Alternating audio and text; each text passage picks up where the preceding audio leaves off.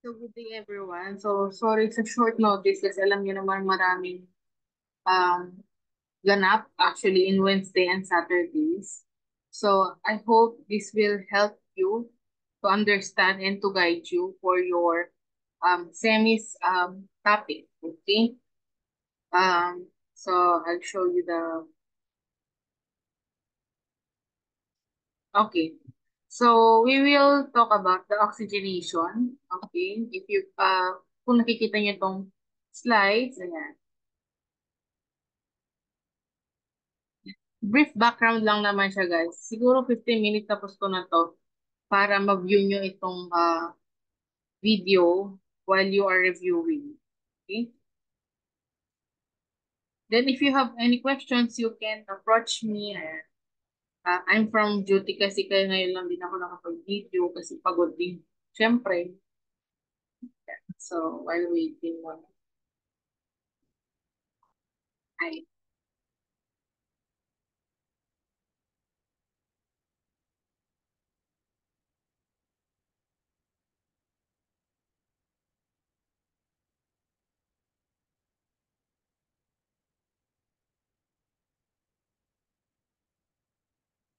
okay.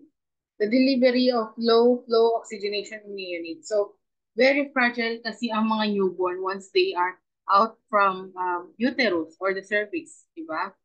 Um, dahil nasanay sila sa loob ng uh, ito, tiyan ni mother, hirap silang mag-adapt, di ba?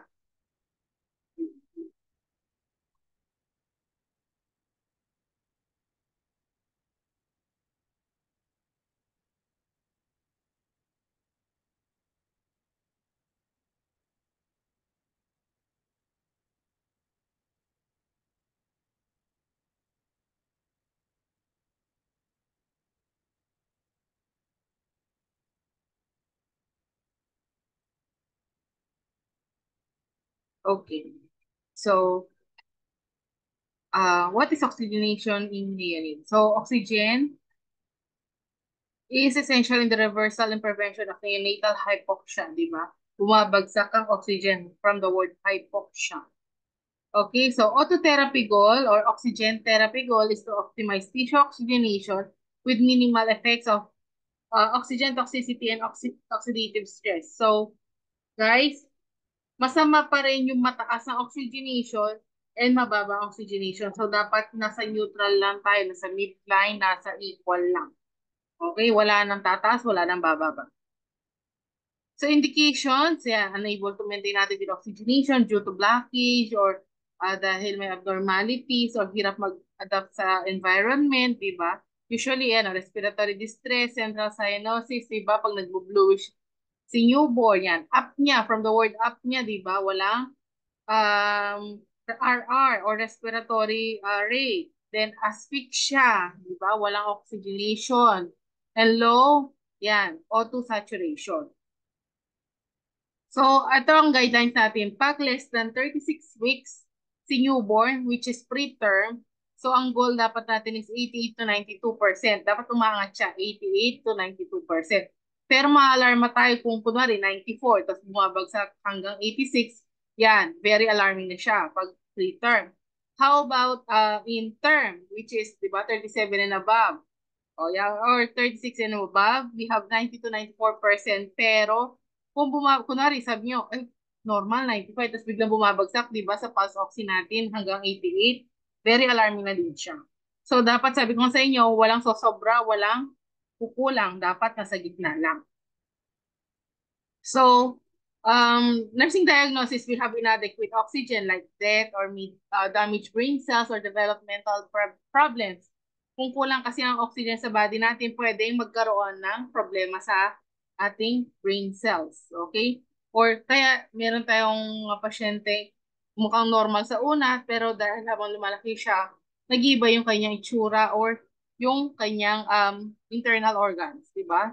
Or iba yung nararamdaman ng mga pasyente habang tumatanda sila. And then, kung ito naman yung pag sobra-sobra oxygen sa katawan, ayan, oxygen radical disease or bumabagsak ang kanyang O2 saturation into 80%. Yan. Ayan, mga brain damage yan. Brain damage, brain cells, and pag mataas ang oxygen, ayan, nagko-constrict or nagko-close sa heart. Okay? Nagkakaroon ng problem sa heart. Yan. Which is, tinatawag din natin hypoplastic L heart or left heart or congenital heart defects. So, what is nasal prongs or tinatawag natin nasal cannula? Which is sa mga newborn po ito, guys. Pag yung oxygen para sa newborn, may sizes kasi tayo. Meron sa adult, meron din sa pedia. Pero meron din tayo sa mga newborn like premature infants, di ba? Yung mga na-incubator or mga infant. Okay? Pero pagdating sa newborn, we have premature, infant, and pediatric. And then, ang maximum lang natin ng flow rate sa oxygen is 2 liters per minute or 2 LPM. Maximum na po yan, hindi na po tataas yan. Okay, pero minimum of, yan, 1 liter per minute. Mostly naman 1 or 2 lang naman talaga yung pag newborn. Kasi pag inangat mo pa yan, tataas po ang nagkakaroon ng excessive oxygen. So, supposed to be no bubbles required with low flow NP or nasal prongs and connect directly to oxygen flow meter which is connected to wall, not blender. Hindi pwede yung ginagamit sa mga public or sa mga private hospitals na nakikita natin, di ba? Usually, oxygen, tapos nakakonect, tapos yun yung may gauge na kumukulo. So, ito dapat naka-wall lang siya and no need na dapat nagbabubbles yung flow ng kanyang flow meter. Ayan, so we have different flow meters. So, yan, meron tayong 0 to 50, meron din 0 to 10 actually. Tapos meron din 0 to 3, yan, pang ano talaga to, pedia. And then meron din 0 to 1000 cc, and 0 to 200 cc, and 0 to 45 cc. So, we need them all. Okay? Question mark. Yes, we need them all. Depende po sa case. Okay? So, paano tayo magbasa ng reading flow meter level? Okay? Alam ko, nasanay kayo doon sa lower meniscus. Diba? Yung titignan mo siya eye level, tapos yung lower meniscus. Pero pagdating po sa oxygen, alam mo yung nagpo-float na parang bola. Okay? Yun yung ginagamit mo nila. Ayan. Okay? Ito ang indication nung bola natin. Pag nasa gitna, which is yan, tamang flow na siya. Pero kunwari, nasa baba, okay, kino-consider natin na wala pa rin, mababa pa siya. Pero pag tinaas mo naman dito, mataas pa rin. So, dapat yung bola mismo nasa gitna. Okay?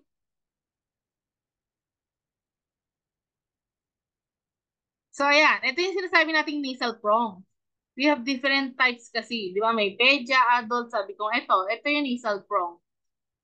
Okay? So, may sizes po ito nasal cannula natin. Di ba meron pa tayong face mask? Depende kasi sa case yan ng ating patient. And then, ito yung sinasabi nila. Pag nasa private kayo, you can use Comfeel or Tegaderm. Pero pag nasa public, okay, you can use your Micropore or your bandage tape. Depende kung ano available. And then, ididikit nyo lang po sa pisngi ng baby. Or usually, itong line na to, tinatak natin dito sa tenga. Okay? Hindi kasi ito yung tamang ano eh. I-discuss ko naman siya face to face using our dolls para meron lang yung idea. Ngayon pa lang, ina-explain ko pa lang para makuha nyo yung idea na to. Okay?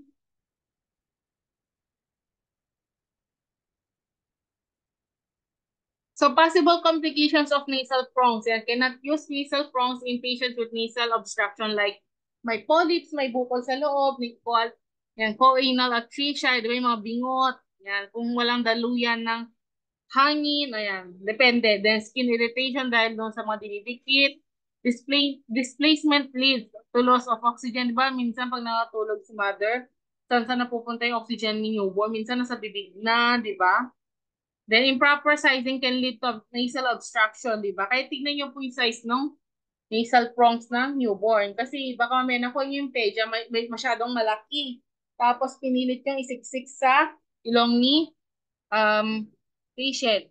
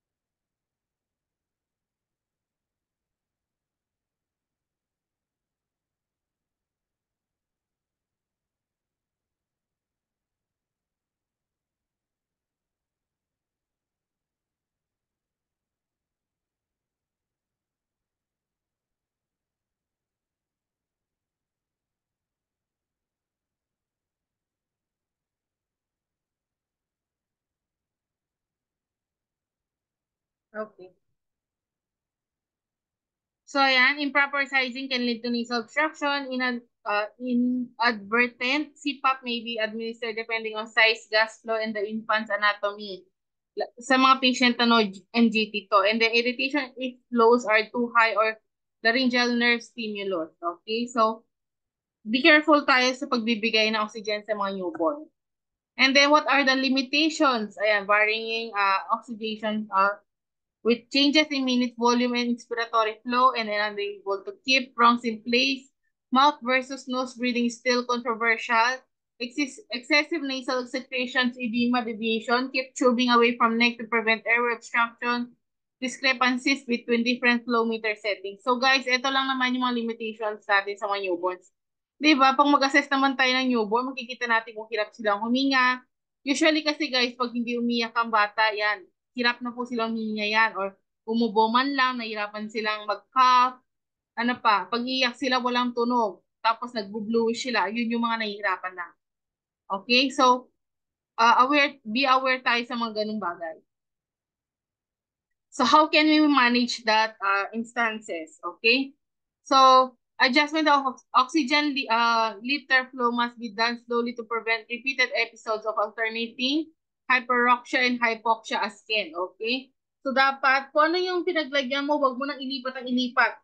Always remind the parents. Kasi meron yung mga parents na nagmamagaling, di ba? Ay, kulang pa na anak ko, itataas ko nga. Wala namang nurse.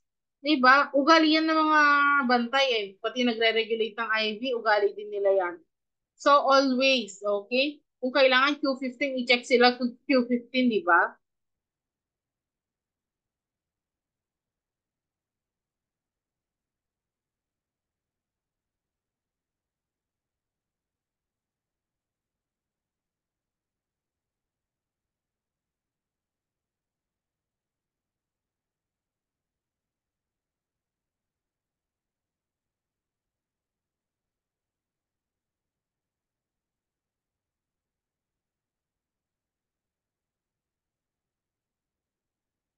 Okay. So, yan, alter the regulation of vascular endothelial growth factor, and this is one important factor cause of usually yung mga nagra-rupture, okay? And then can promote significant alternation in vascular tone by avoiding these episodes. Risk to the developing vascular bed in various organ systems can be minimized. Metabolic alterations in hypoxic cells produce free oxygen radicals when exposed to oxygen. Okay? So, wag sobra, wag kulang. Always nasa gitna, always nasa tama, always nasa normal. Wala nang iba. Okay? Kung 1, 1 lang. Pero kung 2, o yan, 2. Depende po sa doctor's order. Ayan. Titration of oxygen to maintain adequate oxygen saturation via pulse oximeter, and then may need to apply or increase auto level when infants are feeding or active. Okay? Kasi naghahabol ng hininga ang ating mga newborns. And always remind or instruct the mother to feed the newborn na nakaupo, hindi nakahiga, hindi naka-flat on bed, di ba? Naintindihan natin na napapagod ang mga mother, napupuyat, pero sana pagdating sa newborns, ayan, medyo, ay hindi medyo, dapat maingat sila. Kasi, yan yung mga pinagmumulan ng seeds, di ba? If you remember your, ayan, seeds, okay? Yung sudden infant death. Ganyan po yan. Nakahiga si mother, tapos nagpapadede, tapos di namalayan, namatay yung anak niya, ay natutulog. Diba? So, yung mga bagay na yon ang iniwasan natin. So, yan po yung mga guidelines.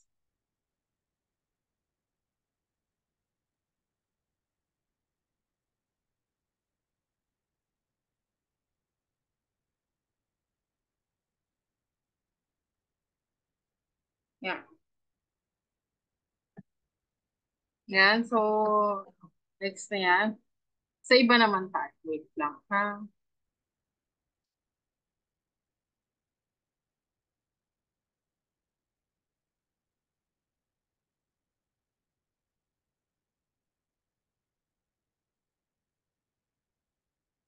Yan. Let's move on sa suctioning and then Heimlich maneuver. Tapos, um, hindi naman shortcut ang term Sinasummarize ko lang siya kasi masyadong mahaba dito. Okay? So, yan. Newborn suctioning. So, if you remember, your OB bag contain your suction valve. Okay? Remember your patient or your newborn, okay? 9 months silang nasa amniotic fluid. So, yes, may mga fluid sa kanila, di ba? Naglalangoy sila yan. And then pag pinapanganak sila, ayan, para silang, ano yun, kakaahon sa tubig. Yung mga nagsuswimming, di ba? Usually parang nalulunod pag umahon kayo, pag matagal kayo nasa tubig. Ganon din sa mga newborn. Nag-a-adapt kasi sila sa environment.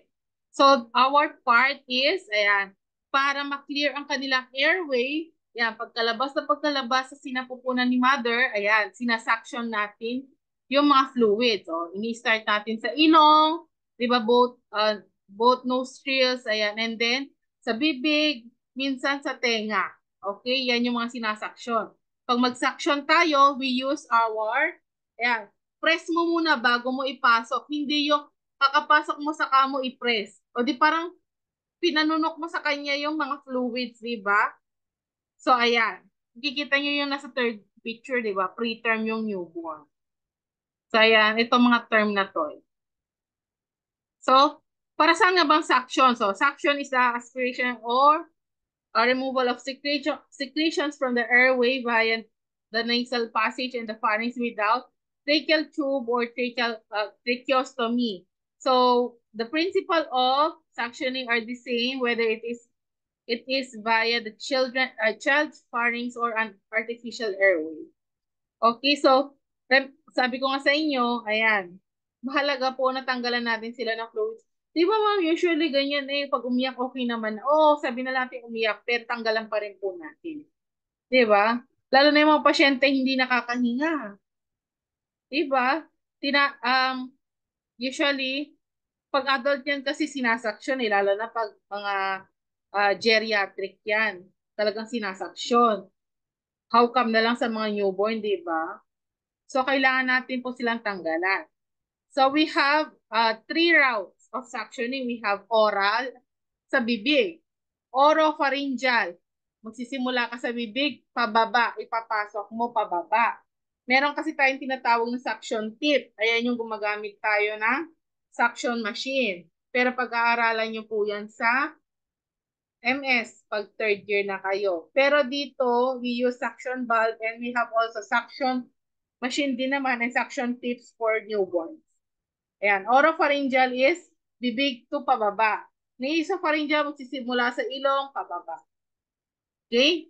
So, what are the facts? We have, yan, suctioning newborns, routine suctioning is necessary. Hindi naman kailangan araw-araw sinasuction si newborn. As long as lumabas na po siya sa kanyo, isasuction. Sabi nga dito, if the baby is born through clear amniotic fluid and begins breathing on their own shortly after birth, do not suction. Pero kung napansin nyo parang nagmumumog yung newborn do sa amniotic fluid pagkalabas, pwede nyo i-suction. Diba? Lalo na yung mga newborn na hindi kumikibo, diba, lumabas, hindi man lang umiyak. Yan yung mga kailangan i-suction. Kasi nagkakaroon na sila ng respiratory distress. Okay, so suction natin agad-agad. O, diba? Lalo na yung mga newborn na prolong ang labor ng mga mother dahil tamad umire. Nakatae na si newborn sa loob ng amniotic fluid. Yun yung delikado. Ayan o. Aspirated meconium can be especially lethal to newborns, and the faster you are able to suction them, the greater their likelihood of survival. Kung napansin kasi, upon IE, di ba, internal exam ng nurse or midwife or doctor, pagkalabas napansin, parang puro tae. Dapat ilalabas ni si newborn agad-agad and then suction pagkalabas ni baby kahit umiyak na yan.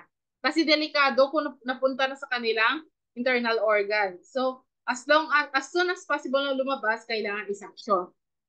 And then, suction only for clear indication. So, usually, ito. Only suction na unit who shows clear signs that suctioning is appropriate. Those include tumaas ang carbon dioxide, increased oxygen need, bradycardia apnea, audible breathing, gasping and wheezing, visible secretions. Ayan, sabi ko sa inyo, yung parang nagmumumog si newborn. Okay, and then after yung masuction, monitor the vital signs of the newborn. Usually, temperature, pulse rate, and RR. And then minimize risk to newborn. Ayan. Huwag niyo pong hayaan na mag-hyperoxygenate si newborn. Okay? Or minsan, ayan, after suctioning, ino-oxygen natin si newborn para manumbalik ang oxygen sa kanyang katawan. Ayan, 10 seconds or less. Okay? And then sabi dito, choosing small equipment, supporting the infant's head kasi very fragile pa yan, malambot pa. And then, reducing the risk of infection.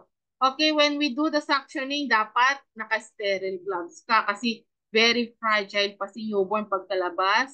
Diba? They are risk for infection, they are risk for hypothermia. The next, do not separate mother and infant if you remember your ENC, your essential newborn care, di ba? According to DOH, we have the skin-to-skin contact, the unang yakap. Okay? Kasi mag-i-improve ang, ayan, health outcomes. Pwede niya ma-adapt yung good bacteria ni mother din and then bonding na din po sa kanila yon. You can perform your suctioning, di ba? Using the suction valve, di ba? Habang nakapatong si newborn, di ba? At least na alam din ng mother na ganito yung ginagawa nila. And then lastly, you choose the right equipment for your neonates, di ba? Maliit lang, hindi po yung kung anong size nung kay mother, ganun din yung size kay baby. Okay. So, yun lang naman ang sa suctioning. We have Heimlich maneuver na. So, si Heimlich maneuver is the emergency procedure, okay, na na-invento po ni Sir Henry J. o Doc Henry J. Heimlich, diba? Heimlich maneuver, ayan. So, yan, you are holding the newborn upside down, okay?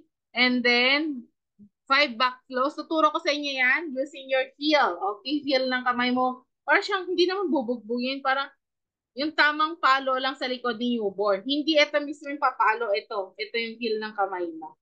Doon sa may likod. And then, after 5 back blows, you have to chest thrust, diba? Usually, ito, or pag maliit naman niya ang ginagawa, diba? Yung thumb, ginaganyan, pinipindot. So, Heimlich maneuver is an emergency procedure that is used to dislodge foreign bodies from the throats of choking victims. Yan. So, na-invento po siya ng doktor na si Henry J. Heimlich. Baka kasi tanong sa exam. Diba? This is an alternative device to using air expelled from the victim's lungs to propel the object up and out of the throat. Okay? So, Heimlich maneuver is used only when the victim's airway is totally obstructed. And ito yung mabisa habang nag-aantay ng rescue, at least nagagawa mo na siya na ng panimula, okay? Para masave mo pa yung life ng patient. So ayan, purpose, remove a foreign body from obstructing the airway to prevent anoxia and cardiopulmonary arrest. Okay, so assessment, usually ayan, cerebrovascular accident with hemiparesis, neuromuscular disorder, seizure, tumors, ano ba yun? Sorry po.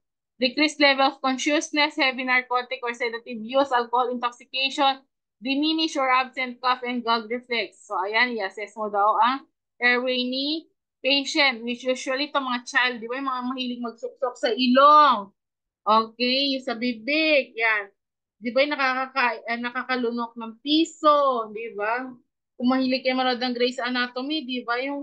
Yung episode na nilagay ng bata, yung maliit na kotse niya na laruan sa loob ng ilong niya. O, example din, in real life story, kanina, nag-OPD kami with the fourth year students. So, ayun yung handle ko kasi kanina sa duty. Sinamahan ko sila sa OPD and then may patient, dala-dala yung bata. Tapos sabi niya, Ma'am, hindi naman nahirapan huminga yung anak ko pero napansin ko po parang may puti sa ilong niya. Tinignan ko nung una, inassess ko, parang ngipin. Ngipin na maliit, ganun, pumasok sa ilong. Ano to? Sabi ko pag doon sa tatay. Sinisipon kasi yung mga manok namin, baka nahawaan, sabi pa niya. Parang hindi ako naniwala na nahawaan kasi nga, parang may obstruct siya, pero hindi naman nahihirapan yung bata kasi nasa right pa lang. Hindi naman nilagyan yung kabila. So, pumunta kami sa ER. Sabi ko, Doc, may obstruction sa right nostrils niya. Parang, parang ngipin. Ginanong ko pa, sabi ko yun. Ha, anong ngipin? O, sige, ano mo na, tanggalin na. Ayan, nung tinanggalan, ay na, alam niyo yung chichirya wrapper, yung parang pinagbuksan, tapos nirolyo, tapos pinasok sa ilong. Okay? Yun. Ganto kalaki, ganto kahaba. Ayan. Ito yung haba niya, ganyan. Na sinuksok niya. Alam mo yung parang pinagsisiksik sa ilong niya. Ganon. So, very talaga yung bata. Dumugo pa nga nung nilabas.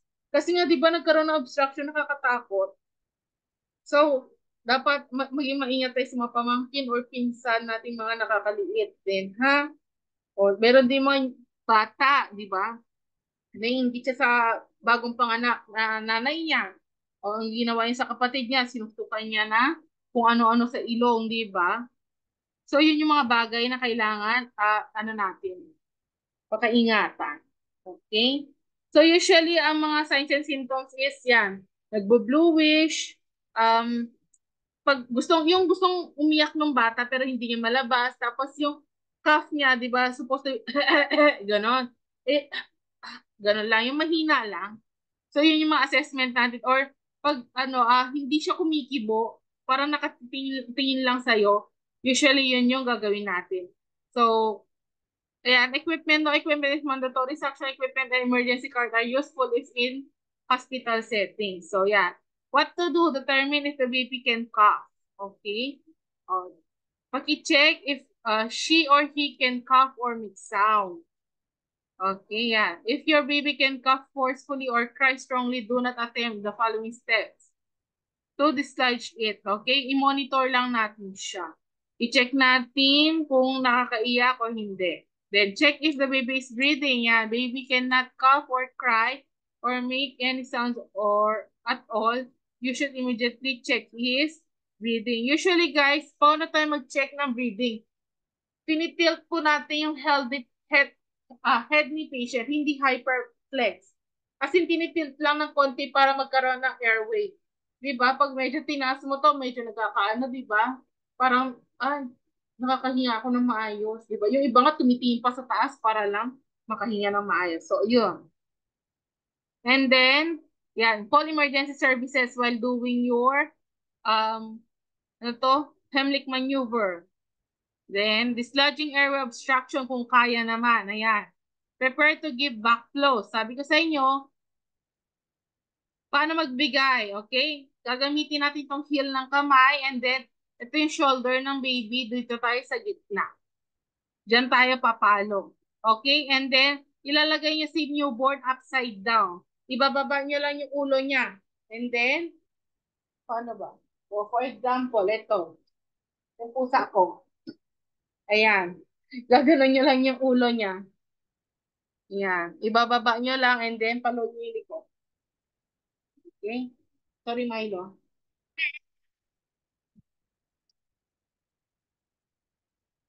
And then, yan. Give 5 firm back flows. Ayan. Ganitong style. Okay? Ipapalo nyo lang dito. And then, after 5, prepare to perform chest thrust. Okay? Haharap mo siya. Ayan. Yung hintuturo mo tsaka yung middle finger mo, yun yung gagamitin mo. Pero some of the practitioner, they are using their thumbs. Depende din kasi sa laki ng newborn.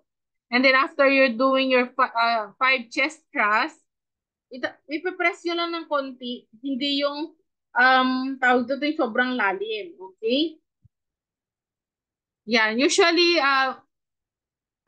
below the nipple line of the newborn, midline. Okay? Then, ayan. Ulitin nyo lang. Ulitin at ulitin nyo yung um, back blows, and then, yeah, chest thrust, and then monitor your baby after the airway is cleared. Okay, so tips, continue perform the airway clearing movements until the emergency help arrives. Don't give up. Para lang kayo nag-CPR. Okay? Yan, warning, never perform these movements on a baby who is not choking. Kawawa naman yung ginawa nyo ng bata na gano'n, di ba? Parang pinag-practice mo siya. So, ayan, same with children din, ayan. Pero usually yung kamay, ayan, pwede siya nakatayo, nakaupo, or nakahiga with the adult, but more gently. Okay? Kindly read na lang siguro yan. Kasi same lang din naman yan. Then next, last, yan, neonatal resuscitation. Okay? CPR. Okay, if you are familiar with yan, basic life support, neonatal resuscitation. So, yan, facts, 90% don't require any intervention, 10% require intervention, 1% need major resuscitation, and preterms are at high risk. So, yan, how often do we use our resuscitation skills? Yan, pag wala talagang, ito, um, respire yung patient, okay, nahirapang huminga, hindi humihinga, okay? So, yeah, primary cause of death, usually prematurity and infection, malformation, and other causes. Okay, so prematurity, yan. Premature kasi yung newborn and then wala tayong ginawang action. So, talagang mamamatay yan. So, yan, short anatomy, yan, nagko-constrict ang ating blood vessels and nagkakaroon ng fluid ang ating alveoli. So, delikado po yan, di ba? Sinasabi natin, delikado pag nagkakatubig ang baga. So, yan. And so usually requirements at least one trained person for all deliveries, two persons if high risk, or for advanced resuscitation.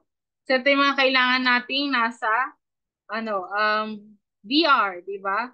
Suction valve, towel, pang ano sa newborn ambu bag na size ay pedya.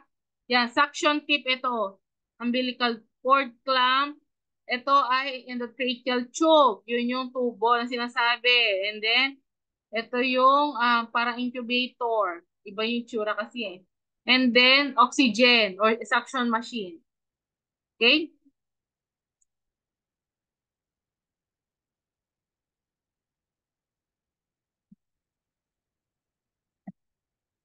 So, ayan. Sabi ko sa inyo kanina, oh. Ito na. Yan. So, resuscitation, paano ba? If baby is delivered, yan, is the newborn term, is the newborn breathing or crying, does the newborn have good muscle tone? Ayan. So, the routine care is dry and remove wet cloth, clear airway, using your suction valve. Di ba yung sabi ko, suction yung ilong, yung bibig, or kung pwede yung tenga. Kasi nga, di ba, galing nga sila ng amniotic fluid, yan, maraming fluids, di ba? Usually, pinapanganak yung bata, parang matatawa ka pa kasi nagmumumog siya gamit yung amniotic fluid, di ba? So, ayan.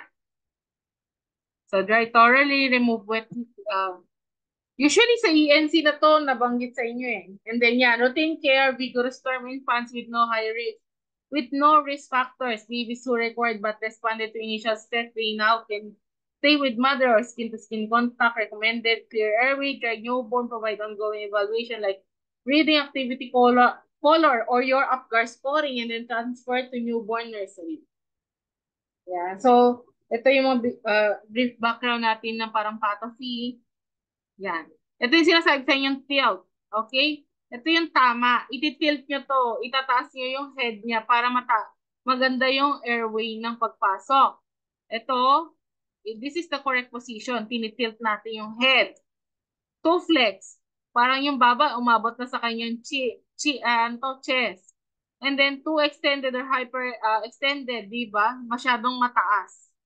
Okay? Tignan nyo naman yung posture ng head. Sige, i-try nyo tumingala ng mabuti. Di ba ang hirap? So, yung tama lang yung enough na makapasok ang airway. Then yan, clear airway if necessary. Usually, yan yung ginagamit ng suction. Okay, and then yan, paggamit ng suction machine. Mouth first, then nose. Okay? Pero usually, iba sa amin nagno-nose muna. Tapos mouth. Mouth. Okay? Pero sa book, syempre, mouth first and then nose. Yan. Okay? Then, yan. paano natin i-stimulate ang newborn? For example, di umiyak o natanggal mo na yung, ano, yung mga secretions. Usually, yan ang ginagawa. Pinapalo po natin yung heel, ay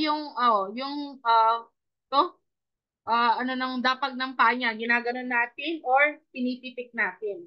And then, kung hindi pa rin nagising, parang inaalog natin yung katawan. Okay? Ginaganon natin yung katawan. Kunwari, ito yung katawan ng baby, ginaganon natin. Para uminit din. Okay? Ayan yung pampagising sa kanila. Sa ibang hospital, di ba binabaliktad pa, tapos pinapaalo yung puwet. Yes, dati ganun ang ginagawa. Pero bihira na lang po. Kasi hindi na siya advisable. And then evaluate, yan, breathing, regular gasping, regular outset. Our heart rate, di ba, is supposed to be 120 to 160. And then, yan, your auto saturation. Yan. Pwede nga din i-check yung pulse through umbilical cord. Okay? Hindi po parang sa adult na titignan natin dito sa may brachial. Then, yan, pulse oximeter resuscitation monitor. Diba? Advantage, not affected by acrocyanosis. Be patient and get the reading. Ayan. So, yan yung oxygen saturation. Diba? 1 minute of life, yeah, 60 to 65. 2 minutes, umaangat na siya hanggang 10 minutes, nasa 95%. And then, yan. Supplemental oxygen, we have nasal cannula. We have, usually itong nasal cannula, yan. Ito yung face mask na sinasabi ko, and then the ambu-bagging. Okay? Free flow oxygen cannot be given reliably by a mask attached to a self-inflating bag. Yan. Kunwari, magsi-CPR tayo, ito po ang ginagamit natin, ambu bag. Hindi po nire-refer yung na mouth to mouth. Yan. Indications for bag and mask ventilation, pag may apnea o hirap huminga, mababa ang heart rate, and then yung auto saturation is mababa. So, key point, the most important effective action in neonatal resuscitation is effective ventilation. Okay, and then the size of bag, yan, depende na naman yan kasi may malalaking ambo bag. And then oxygen capability, oxygen source, reservoir. Yan. Ito yung close end, then open end. Ambo bag yan, ha? Squeeze against your palm. Pag paano tayo maghawak ng inflating bag or the ambo bag, ganyan. Kunwari, ito yung bulb, ito. Pipisitin nyo lang. Okay? Kaya. So, advantage, easier to use pressure release valve. Do not need, di ba? Redundant. Don't not. Di ba? Dapat do not need a gas source to inflate. Then disadvantage, requires a reservoir to deliver 100% oxygen. Cannot be used to deliver 100% free flow oxygen. So, we have sizes. We have 0 to 1. Okay? Yeah. Position is, yeah, the surface on which the baby is placed should always be warm, as well as flat, firm, and clean, para iwas infection din. Then, yan. Ang tama, makovered ang ilong at bibig. Hindi po nasa baba ng ilong. Dapat nasa gitna yung midline ng ating ilong. Dito sa may, ayan, tapat ng, ayan, below ng ating mata. Medyo. Diba? Yan. Then, dapat yung position mo, ayan, nasa taas ng head ni newborn or nasa side.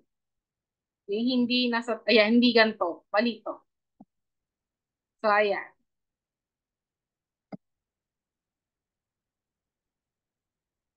Yan. Breath, 2, 3, breath, 2, 3. So, magbibigay kayo ng hangin. 1, 2, tapos breathe muna si newborn. And then 1, 2. Yan. Squeeze, squeeze, tapos release. 1, 2, then squeeze, and then 1, 2. Right? 2, 3. Kumbaga yung 1 is yung breathe. Okay? Squeeze, 2, 3. Squeeze, 2, 3. Okay? Squeeze, 2, 3. Squeeze, 2, 3. Yeah, so 30 seconds. Sign of responsive ventilation, improve heart rate, and signs of improvement in newborn. Yan, improve heart rate, color, breathing tone, and saturation.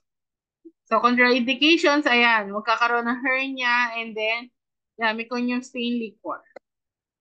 So, na-improvement is chest rise adequate or is adequate oxygen being administered. So, yan.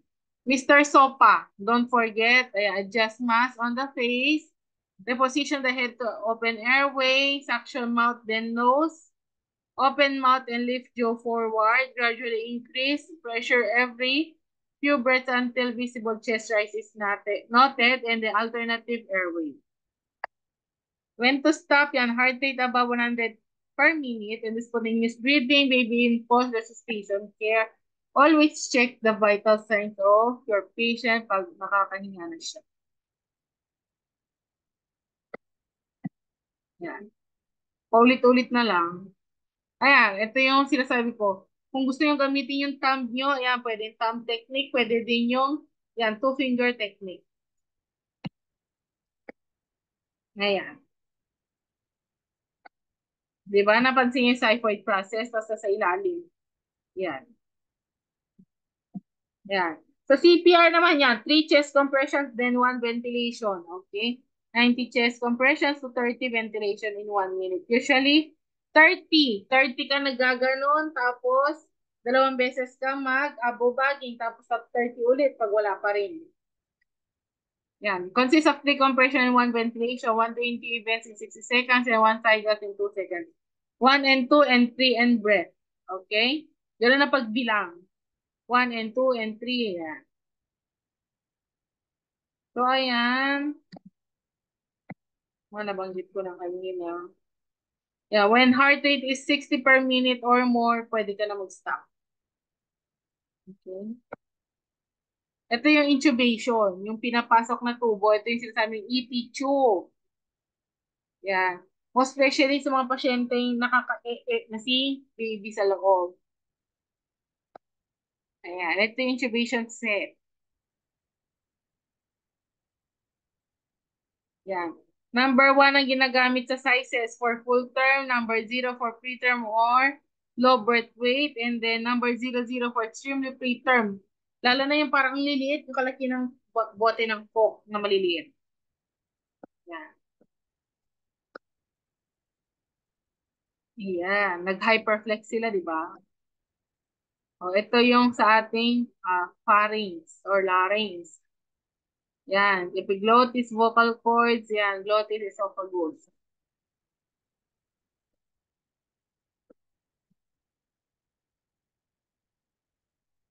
So, ay, halos pare-parehas na, ayan.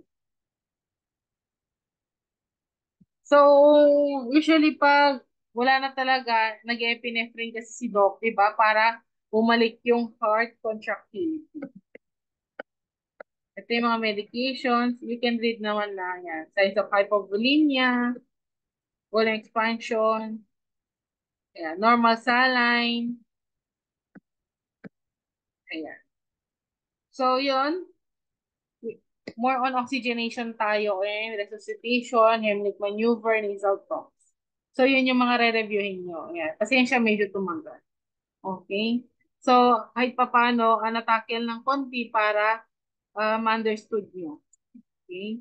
If may questions naman, online naman po ako. I hope ma-sim ko siya. Kasi pagod na din. Okay? Papikit na din yung mata ko. Okay, so I hope to see you next meeting. I hope makapasa kayo lahat sa exams. And ganyan din sa skills nyo this coming, I don't know kung kailan, no? Basta see you all soon and God bless. Bye.